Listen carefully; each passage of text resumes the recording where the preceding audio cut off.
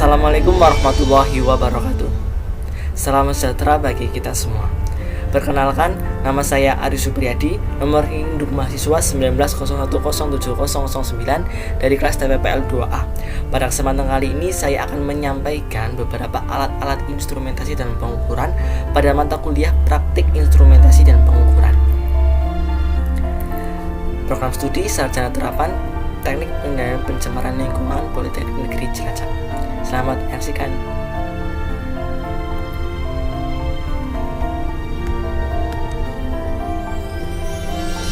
Alat instrumentasi dan pengukuran yang akan saya sampaikan, yang pertama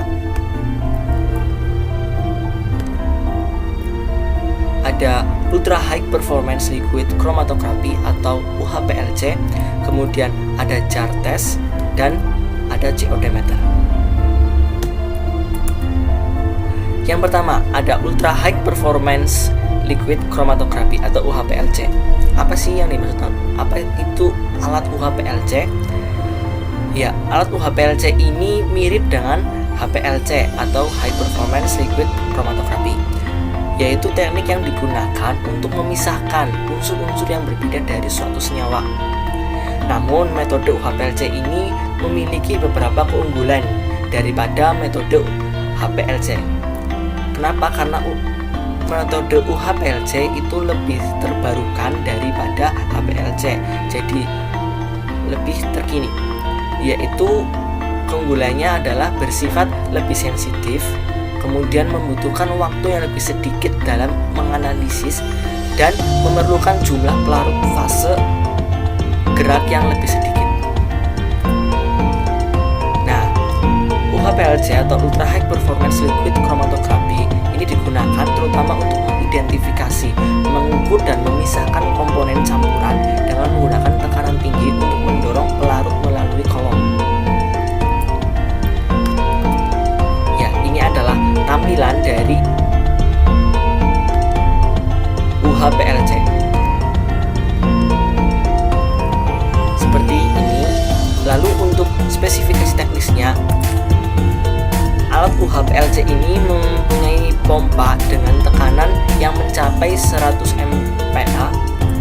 Kemudian laju aliran pompa itu sebesar 0,05 hingga 8,0 ml per menit.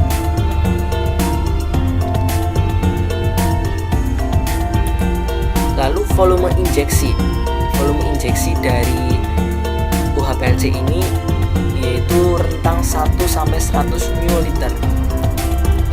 Lalu suhu dari ruang kolom UHPLC ini mulai dari 5 derajat sampai 110 derajat Celcius. Nah, ukuran partikel pada kolom itu kurang dari 2 nanometer atau 2 mikrometer. Deteksi yang digunakan pada alat UHPLC ini adalah menggunakan UV vis dengan 190 hingga 800 nanometer dan fluoresensi.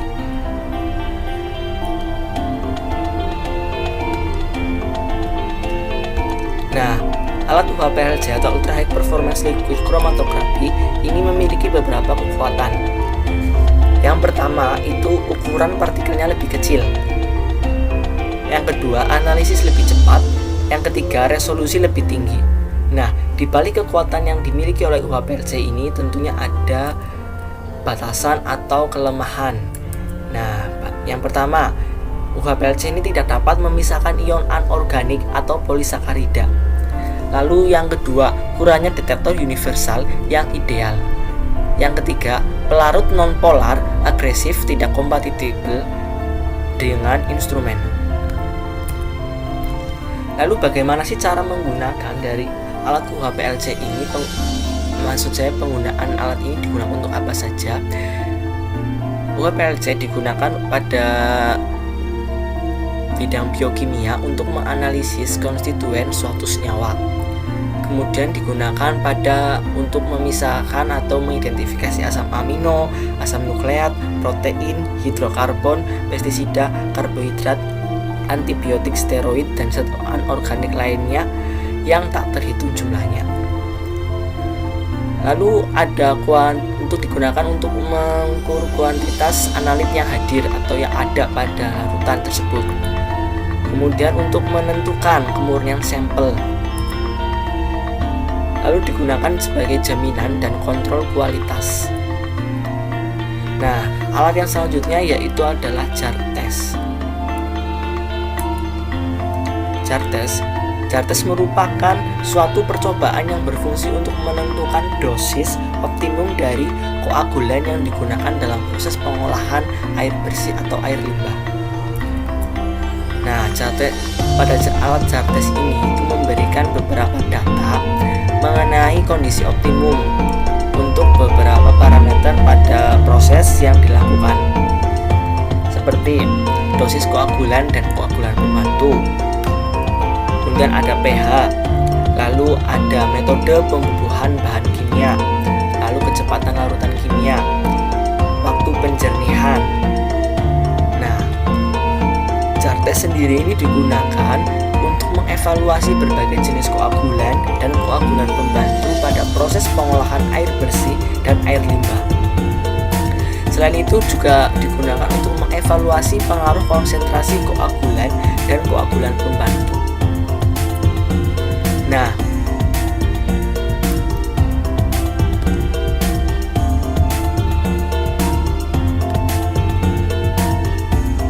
jar test juga terdapat beberapa gangguan atau hambatan pada penggunaannya. Yang pertama yaitu adanya perubahan temperatur.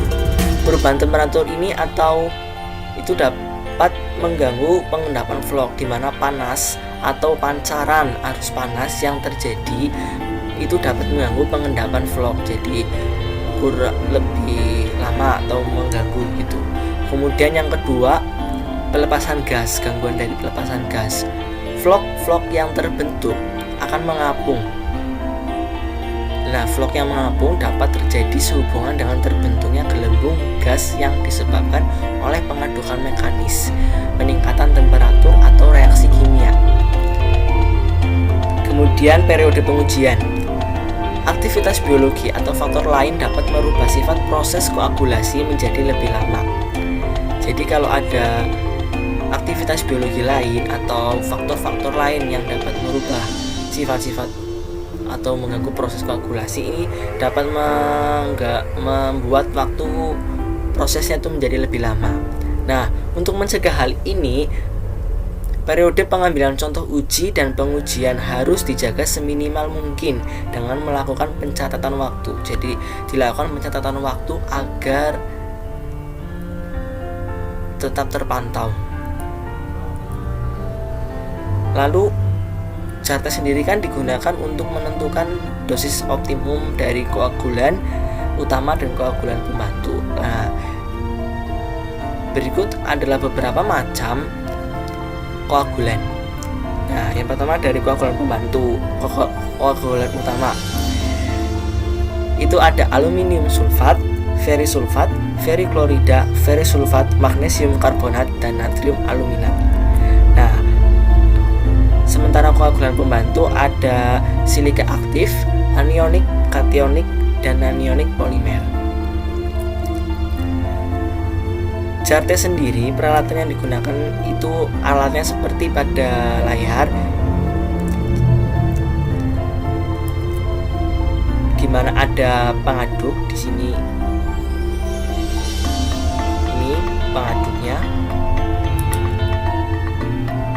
Pengaduk itu menggunakan kecepatan kontinu atau berlanjut dengan variasi kecepatan itu 20 sampai 150 rpm. Nah, baling-baling pengaduk harus terbuat dari bahan yang ringan dan tahan terhadap korosi dengan ukuran dan bentuk yang sama. Jadi baling-baling pengaduk ini harus tahan korosi karena sifat-sifat kimia itu juga nantinya dapat mempengaruhi ke korosi. Jadi harus yang tahan korosi. Lalu ada gelas kimia. Gelas kimia yang digunakan itu minimal yang 1000 ml atau 1 liter. Nah, lalu ada rak reaksi untuk memasukkan setiap larutan uji ke dalam gelas kimia. Selanjutnya prosedur kerja dari penggunaan jar tes.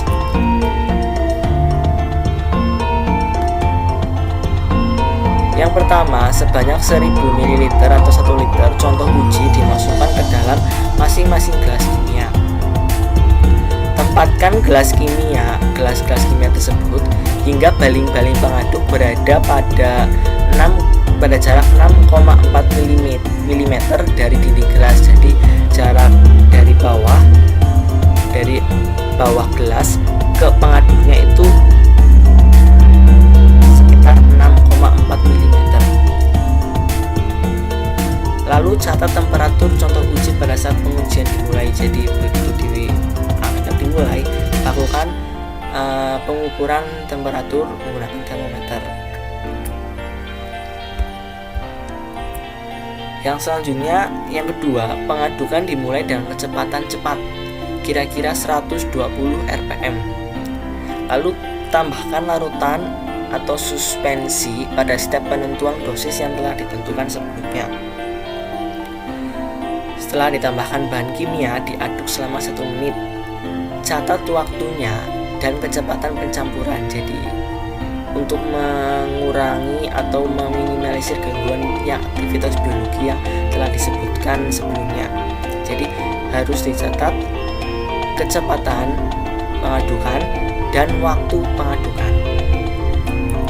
Selanjutnya adalah kurangi kecepatan sampai minimal untuk menjaga keseragaman partikel vlog yang terlarut melalui pengadukan lambat selama 20 menit. Jadi setelah pengadukan 120 rpm dikurangi kecepatannya dan waktunya.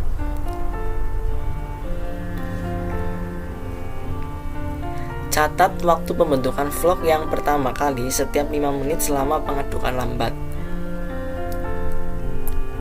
Jadi pengadukan itu selama 20 menit dengan kecepatannya itu diturunkan dari 120 rpm menjadi minimal, yaitu tadi adalah 20 rpm. Nah, setiap 5 menit itu dicatat waktu pembentukan vlognya itu.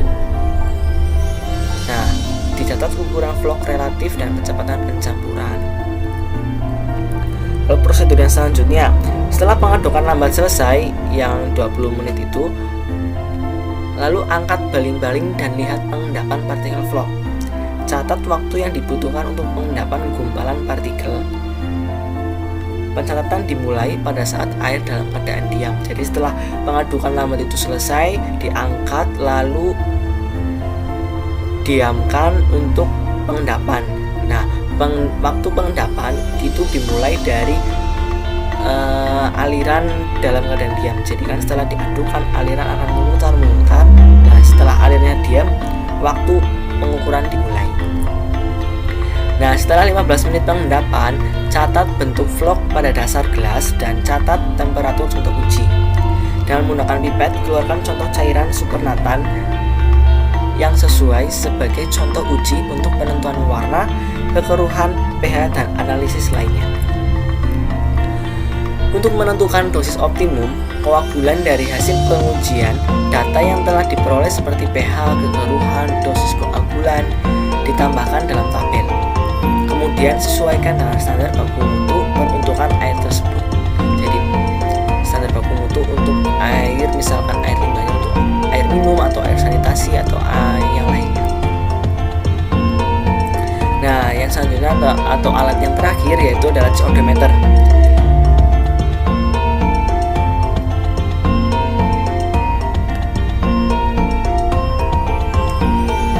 COD meter, maksud saya COD atau Chemical Oxygen Demand, merupakan jumlah oksigen yang dipergunakan untuk mengurai seluruh bahan organik yang terkandung dalam air. Pengukuran COD merupakan standar regulasi pemerintah untuk menentukan jumlah polusi dalam perairan. Nah, COD meter ini memiliki beberapa penggunaan untuk monitoring dan hasil yang diperoleh cepat, efisiensi plantasi treatment. Nah, COD meter itu terdapat beberapa jenis alatnya. ada HANA COD dan pH meter HI83399, kemudian ada HANA COD meter HI83099, dan ada COD meter YSI 90 colorimeter, dan masih banyak lainnya. Nah, pada kesempatan kali ini yang akan saya sampaikan yaitu adalah jenis COD meter YSI 90. Ini adalah tampilannya. Lalu untuk spesifikasinya itu COD meter YSI 90 itu menggunakan dayanya itu menggunakan 4 baterai A3 alkaline. Jadi menggunakan baterai, jadi bisa dibawa kemana-mana, jadi portable. Kemudian rentang operasi adalah 5 derajat sampai 40 derajat. Kapasitas memori adalah 16 set data dengan cap tanggal dan waktu. Jadi kemampuan untuk menyimpan itu mencapai 16 data pengujian, dimana di setiap data pengujian itu pasti ada tanggal dan waktunya. Lalu untuk resolusi kolorimeternya adalah 0,01 absorbansi, dan akurasi panjang gelombang adalah plus minus 1 nanometer. Nah, rentang COD yang diukur ada parameter COD LR itu rentangnya adalah 0 sampai 150 mg per liter. Lalu parameter COD MR adalah rentangnya 0 sampai 1500 mg per liter. Nah, YSI 910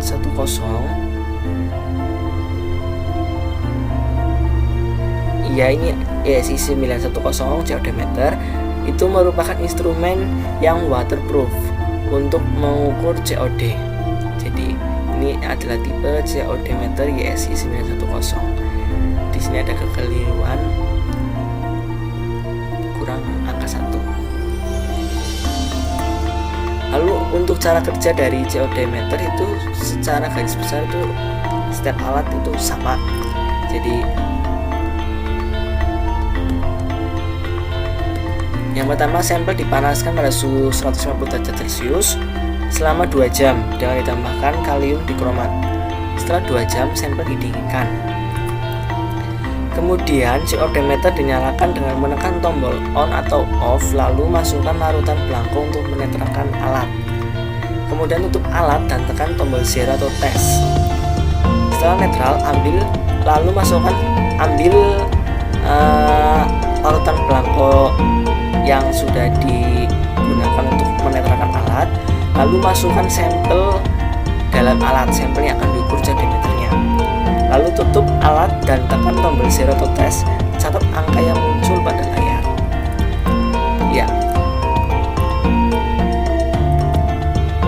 sekian yang dapat saya sampaikan. Tadi ada 3 alat instrumentasi dan pengukuran yang sudah saya sampaikan. Yang pertama ada UHPLC, kemudian ada jar test, dan yang terakhir adalah COD meter.